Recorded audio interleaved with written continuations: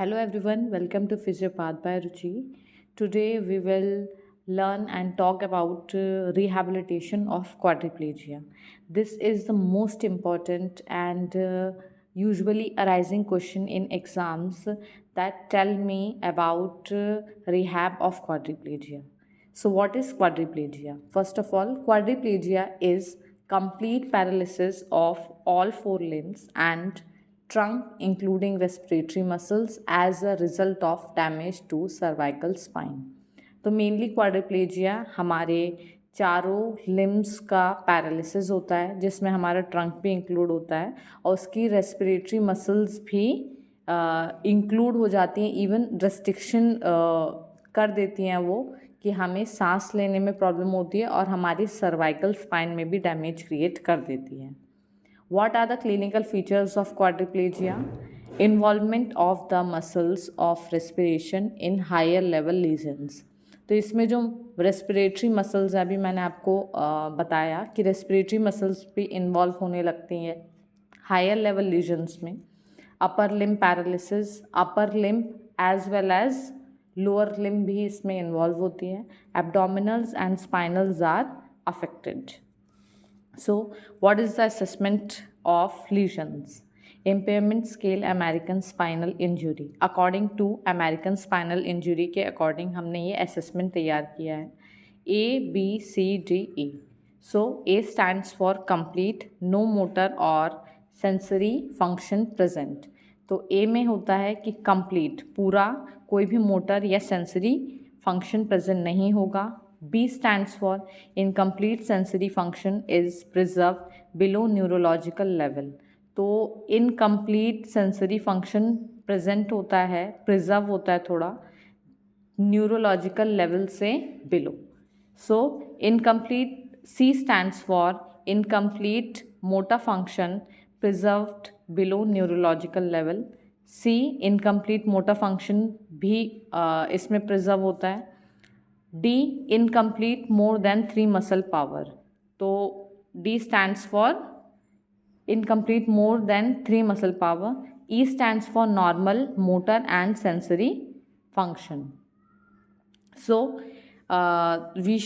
then after that we will learn about what is the treatment or rehab management of quadriplegia. First one is at the spot of injury.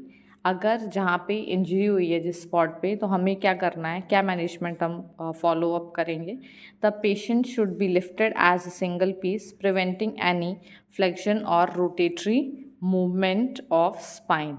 तो हम patient को एक जैसे मान लीजिए एक blanket की तरह है, यहाँ से यहाँ से यहाँ से 4 लोग मिलके उसको लिफ्ट करें या फिर 2 लोग लिफ्ट करें, उसको हम एक सिंगल पीस की तरह उसे लिफ्ट करेंगे ताकि कोई भी फ्लैक्शन इंजरी ना हो सके.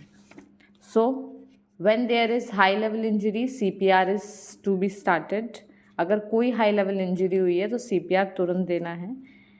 Since the diaphragm may be paralysed, artificial respiration is given by mouth to mouth method till mechanical ventilation is given. उस स्पॉट पर मैकेनिकल वेंटिलेशन जब तक हमें प्रोवाइड नहीं हो पा रहा है तब तक हम उसे आर्टिफिशियल रेस्पिरेशन देंगे बाय माउथ टू माउथ और किसी भी तरीके से. If pulse डिटोरिएट्स, manual chest compression is given at around expected heart rate.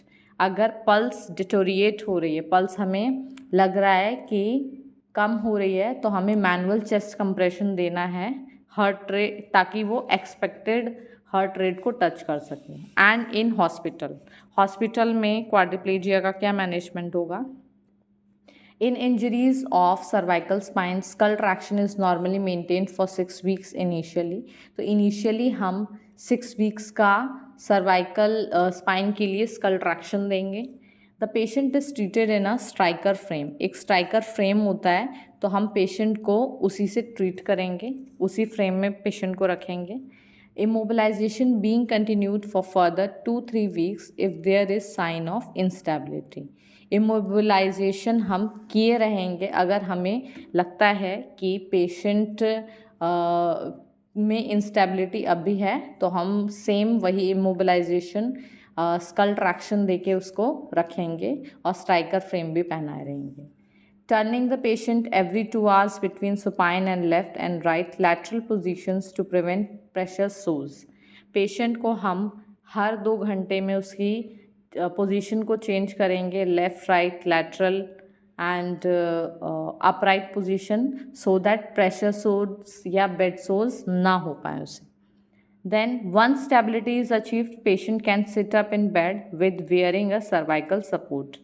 एक बार अगर स्टेबिलिटी अचीव हो गई या हमें लगेगा कि सर्वाइकल स्पाइन या हमारी पूरी स्कल स्टेबिलिटी मेंटेन कर चुका है, तो हम पेशेंट को सिटअप करा सकते हैं. The muscles at level of lesion are flaccid or weak and have to be facilitated to contract and strengthen. तो जो मसल होंगी लीजन के लेवल पे वो क्या होंगी, फ्लैसिड होंगी, या तो एकदम लुंज पुंज होंगी या वीक होंगी as per normal muscle tone. तो हमें क्या करना होगा, कॉन्ट्रैक्शन और स्ट्रेंथनिंग उसकी करते रहनी होगी थ्रू एक्सरसाइजेज और movement of the both the limbs, whether it is upper or whether it is lower. If they tend to be spastic, the goals are to reduce hypertonicity and maintain range of motion.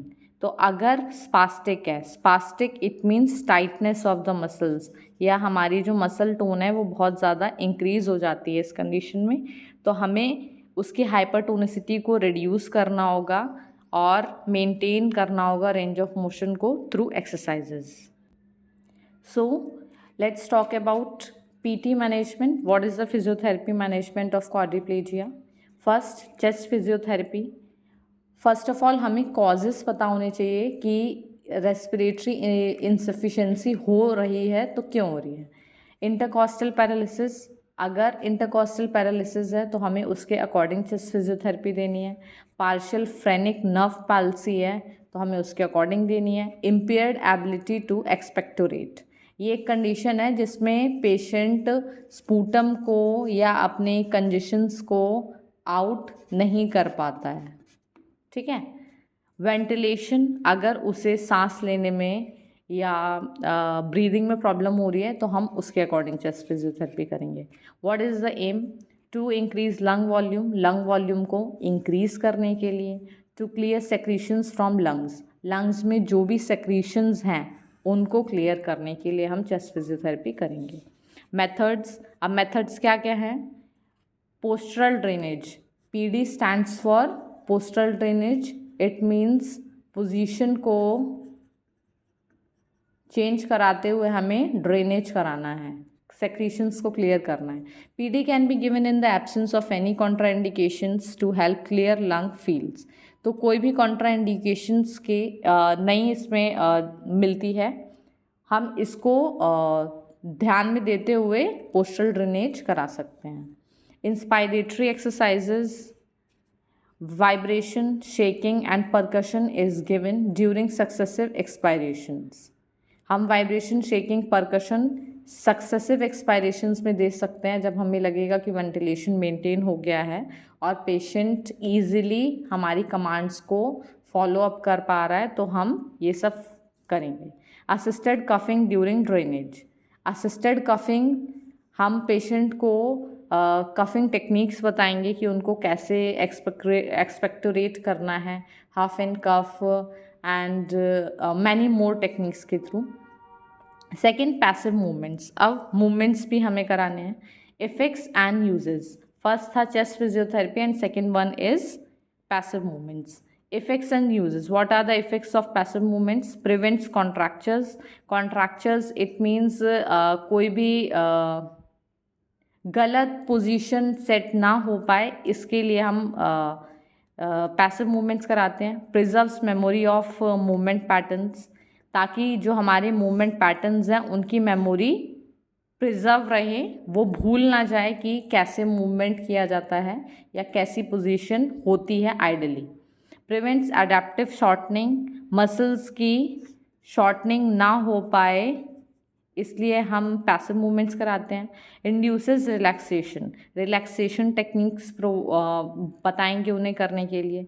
Assist Venus and lymphatic return, तो इसके लिए हम drainage pipes और techniques का use करते हैं ताकि कोई भी वीनस और लिम्फेटिक कॉम्प्लिकेशन ना क्रिएट हो। Third, active movement. Passive movement के बाद अगर पेशेंट इस काबिल हो गया है या वो इतना ज़्यादा रिकवर हो चुका है कि वो एक्टिव मूवमेंट कर सकता है, so gentle assisted active movement are given to all muscles from day after injury. हम एक्टिव मूवमेंट्स परफॉर्म कराएंगे। Progression is made to unassisted exercises and later resisted. पहले हम असिस्टेड एक्सरसाइजेस कराएंगे, देन हमें अगर लगेगा कि पेशेंट अच्छे से पूरी तरीके से प्रॉपरली कर पा रहा है तो हम लेटर उन्हीं एक्सरसाइजेस को रेजिस्टेड कर देंगे। Fourth one is prone activities. What are the prone activities? Starting position, commando crawling. हम पेशेंट को कमांड देंगे कि आप क्रॉल करके दिखाइए या उस पोजीशन में जाइए। Supine with support on flexed elbow. इसमें एल्बो पेशेंट की फ्लेक्स रहेगी और वो सुपाइन लेटा होगा। Supine sitting with extended elbows. हम पेशेंट को बोलेंगे कि आप चेयर पे बैठिए और अपनी एल्बोज को एक्सटेंड कर लीजिए। हिप ब्रिजिंग, पेशेंट को बोलेंगे कि सुपाइन पोजीशन में आप लेटिए, अपने नीज़ को फ्लेक्स करिए एंड देन कमर उठाइए। Long sitting, what is long sitting? Patient को बोलेंगे कि आप 1 to it's half to 1 hours आप चेयर सिटिंग करिए या आप बेड पे ही बैठिए, लेकिन आपको ये लॉन्ग सिटिंग करनी है ताकि आपकी मसल्स कितनी रिकवर हो रही हैं ये पता चले। मिडल प्रोग्रेशन में लैटरल वेट शिफ्टिंग करेंगे। हम पेशेंट को बोलेंगे आप साइडवर्ड्स मूव करिए। लिफ्टिंग फॉरवर्ड्स, सामने की तरफ से आप उठिए, चेयर से हम सिटअप्स करा सकते हैं उनको। एडवांस लेवल्स में हम wheelchair locomotion should be perform independently at this time. हम पेशेंट को बोलेंगे, क्योंकि हमने मिडिल प्रोग्रेशन में पेशेंट को सिटअप सिखा दिए थे कि कैसे उन्हें चेयर से उठना है, कैसे चेयर पे बैठना है, तो वो व्हीलचेयर लोकोमोशन भी खुद परफॉर्म कर सकते हैं एडवांस लेवल में। बट ट्रांसफर में स्टिल रिक्वायर मिनिमल असिस्टेंट। हो सकता है कि वेट शिफ्टिंग में उनको थोड़ी प्रॉब्लम हो तो हमें उन्हें मिनिमल असिस्टेंस देना पड़ेगा व्हीलचेयर ट्रांसफरिंग में। गेट ट्रेनिंग में स्टैंड ऑन टिल्ट टेबल पे थोड़ा सा लीन होके खड़े होना। स्टैंड इन बार्स साइड में बार्स होंगी, उसको पकड़ के खड़े होना। वॉक इन बार, जब वो प्रॉपरली खड़े हो पाएंगे बार्स के थ्रू तो फिर उसी में हम उन्हें वॉक करा देंगे। Hand rehabilitation, what is hand? जब वो ग्रिप बनाने लगेंगे तो lying down on elbows extended for at least part of time will help to avoid elbow contractures. जब हम एल्बो एक्सटेंशन कराते रहेंगे, बोलेंगे उन्हें, तो इससे एल्बो कॉन्ट्रैक्चर्स नहीं होंगे, ये प्रिवेंट हो जाएंगे। What is the electrical stimulation? What modalities we can use on in the rehab of quadriplegia? Muscles of hands and legs are electrically stimulated by muscle stimulator. तो जो हैंड्स और leg की muscle है हम उन्हें electrically stimulate कर सकते हैं। जहाँ कॉन्ट्रैक्चर्स हैं हम वहाँ अल्ट्रासोनिक थेरेपी यूज़ कर सकते हैं।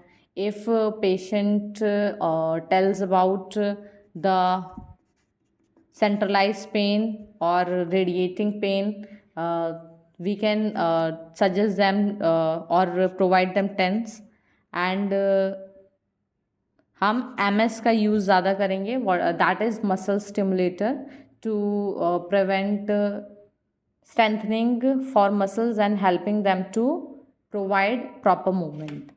ADL and self-care. To relearn eating, drinking, washing and dressing entails the use of adapted splints made by physio.